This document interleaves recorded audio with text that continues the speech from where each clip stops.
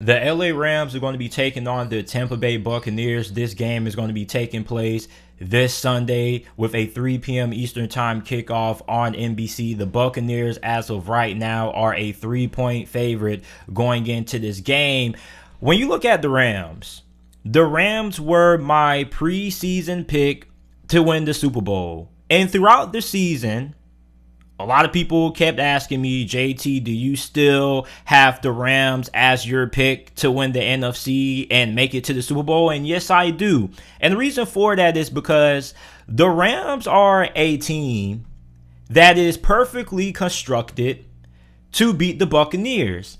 You look at the last couple of times the Rams have played, other than the Saints, the Rams are another team who have given Tom Brady and the Buccaneers a lot of problems. As a matter of fact, these two teams already met earlier in the regular season. The Rams came up on top in their Week 3 matchup. And the reason why the Rams are a good matchup for the Buccaneers is because, one, they have a really good pass rush. We already know about Aaron Donald. You got Von Miller there, so you can get pressure on Tom Brady. That's the first thing you have to do. Then you have physical corners that the Rams have. You have Jalen Ramsey, one of the best cornerbacks in the league. Then you have a really good offense. You have an offensive genius that is Sean McVay. You have Matthew Stafford at quarterback, so you have a quarterback that's more than capable of being able to go toe-to-toe with Tom Brady. Then you have a really talented group of wide receivers. You got Cooper Kupp, who has been the best receiver in the league. You got Odell Beckham, who is in the middle of a career resurgence after many people thought he was washed up. He was the problem with Cleveland. Well, I guess we have seen those narratives push the rest. So you look at the Rams, like, this roster is perfectly constructed to beat the Buccaneers. However, we know how hard it is to get Tom Brady out of the playoffs. So just because the Rams defeated the Buccaneers in the regular season doesn't mean it's a lock that is going to happen again, because Tom Brady is resilient. And there's a reason why we consider him the greatest of all time. Like, I don't know how he does it, but he always finds a way. He just finds a way. That's the only way I can describe it. Like last week, going into the Philadelphia Eagles game, right? There were some people out there who thought that the Eagles were going to have a competitive game with Tampa Bay, because they said, well, Tom Brady's down his best receivers, his offensive line isn't 100% and whatnot. And what did the Buccaneers do to Philadelphia? They rolled, pretty much. And the game was pretty much over by the end of the first quarter. And then you look at this Rams team. This Rams team, prior to their win against Arizona last week, wasn't playing their best football.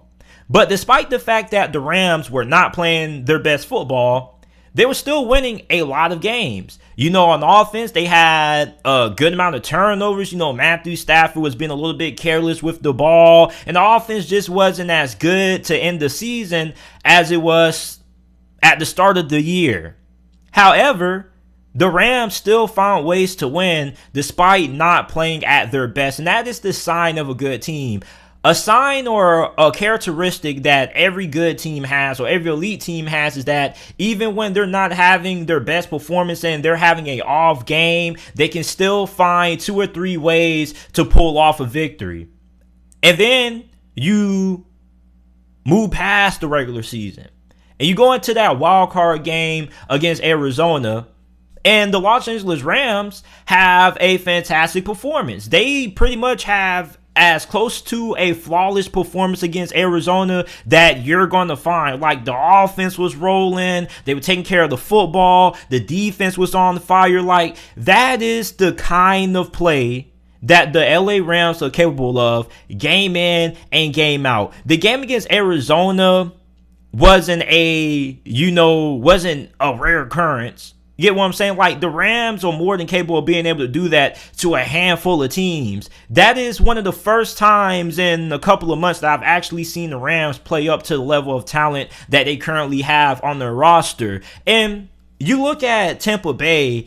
Tampa Bay's defense is really good. They're fast. They can get after you. But at the same time, like sometimes there are some games when this defense can get in trouble at times. And I definitely feel like for the Rams, they have the perfect personnel to give this Buccaneers team fit. Now, you look at Cam Akers returning. That was absolutely huge. Like, Cam Akers had a really good game against Arizona. He actually exceeded my expectations because you got to remember, this guy just had like an Achilles injury all the way back in the summer. Most guys missed a whole entire year. He was ready to play in the playoffs. And I see why Rams fans were so excited about him going into this year, because I was watching the game with one of my homeboys. He was like, dang, man, like Cam Akers, he's unstoppable. And he pretty much was. And for the Rams, when their offense was at their best during the season was when they were having success running the football. But near the tail end of the year, even though they were winning games, the offense was kind of lackluster for Rams fan standards. And the reason for that was because they weren't really all that balanced per se. You get what I'm saying? Like, they didn't have the run game at their disposal, or they didn't have an effective run game that they would have liked, like they did against Arizona in that win. And you look at Tom Brady and you look at the Buccaneers. When the Buccaneers got in trouble and they lost to the Rams earlier this year, they didn't have the run game. Tom Brady threw the ball a lot. He was pressured a lot. He got hit a good amount of times in that game. So for the Buccaneers, you got to make sure that the run game can get going. And that's also something that the Saints do a really good job of. They do a really good job of, taking away that run game from Tampa Bay. Because one thing that not enough people talk about is that, we all give Tom Brady all this praise about how good he is and whatnot. But what we fail to realize is that there was a reason why Tom Brady left New England. He left New England because he needed more. So when you look at Tom Brady, he has all these impressive numbers. But at the same time, when the Buccaneers are put into a situation against teams that are really good against the run, and the run game isn't there, that's when the Buccaneers start to get in trouble. Because you see, the Buccaneers offense is really good. Get what I'm saying? I'm not saying that Tom Brady needs to have a great run game, but the Buccaneers get into trouble against the Saints and the Rams because when the run game isn't there, that's when they're able to play towards the strength of what their defense is, which is their ability to get after the quarterback. That's when guys like Aaron Donald and Von Miller really make a killing. And that's kind of where Tampa Bay gets in trouble. Like, nobody really talks about how the run game doesn't get going for Tampa Bay when they win. But when they lose, everybody wants to point it out. Well, duh. Because when you're playing a team like the Rams and the Saints that have very good corners on the outside and guys who can get after the quarterback consistently, of course, that's where Tom Brady's going to have problems at. Because we already know the cliche way to slow down Tom Brady is by getting pressure on him. I mean, like, I know people get tired of people saying it week in and week out. Like, we've been hearing the same narrative about Tom Brady and how to slow him down for about 2 decades, but it really is. So you look at the Rams, they have the recipe, they have the formula, they have the ingredients. The question is, can they get those ingredients and can they cook them up right? Can they bake the cake right? Can they put the icing on top and finish off the Buccaneers this year? And you look at the Buccaneers, one matchup that I'm really excited for in this game is going to be wide receiver Mike Evans versus Jalen Ramsey, because both Jalen Ramsey and Mike Evans are considered to be 2 of the best at their position and 2 of the most physical at their position.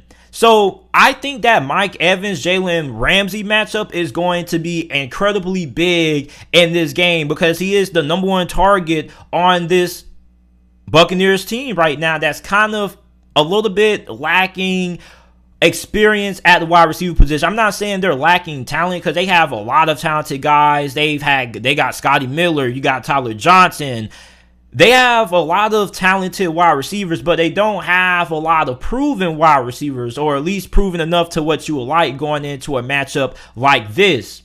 However, you look at the Rams, and the Rams if you can slow down their run game, they also can get in trouble, because the Rams have had stretches during this year when Matthew Stafford has kind of been off, when Matthew Stafford has been prone to turnovers. And although he played a very good game against Arizona, Arizona's defense isn't as good as the Buccaneers' defense. So there could be an opportunity for the Buccaneers to get their hands on the football and to force turnovers and get the ball back to their offense. So this game really can go either way. It's only a 3-point spread for a reason.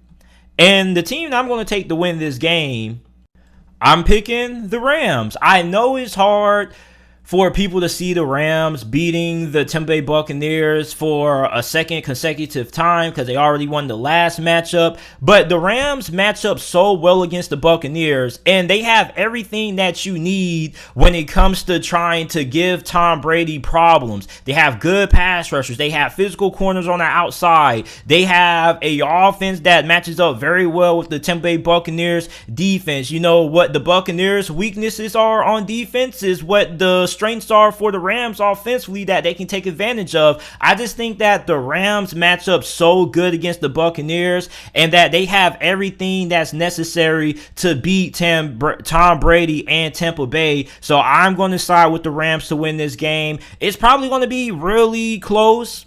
It shouldn't be a blowout. This game is probably going to come down to the last 4 minutes of the fourth quarter, but I think the Rams are going to end up pulling it off, and I think they are going to win this game and advance to the NFC Conference Championship game. So you guys let me know who you guys have winning this matchup down in the comment section down below. If you're watching this on YouTube, make sure that you go ahead, like the video, subscribe to the channel for more NFL videos and college football videos. Also, make sure that you check out the JT Sports Podcast. Every video that is uploaded on the channel is available in audio format on every single podcasting platform: Apple Podcasts, Spotify Podcasts, Google Podcasts, wherever you get your podcasts from. The JT Sports Podcast is available, and I appreciate you guys for tuning in to this episode of the JT Sports Podcast.